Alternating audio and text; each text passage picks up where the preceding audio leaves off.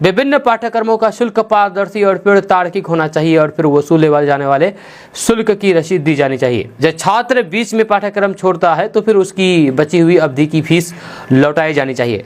केंद्र सरकार ने सुझाव दिया है कि कोचिंग संस्थानों पर दिशा निर्देशों का उल्लंघन करने पर 1 लाख रुपए तक का जुर्माना लगाया जाना चाहिए या फिर ज्यादा फीस लेने पर पंजीकरण रद्द कर देना चाहिए। सरकार के दिशा निर्देश के प्रभावी होने के 3 महीने के भीतर नए और मौजूदा कोचिंग संस्थानों का पंजीकरण करने का प्रस्ताव किया गया है। राज्य सरकार कोचिंग संस्थान की गतिविधियों की निगरानी के लिए जिम्मेदार होंगे। ऐसे में अगर आप भी कोचिंग चलाते हैं, कोचिंग संचालक हैं, तो आप इन बातों का जरूर ध्यान रखें, नहीं तो फिर आपको भारी पछताना पड़ सकता है। ये अपडेट बस है तक, इसके बारे में आप क्या कहना चाहिए?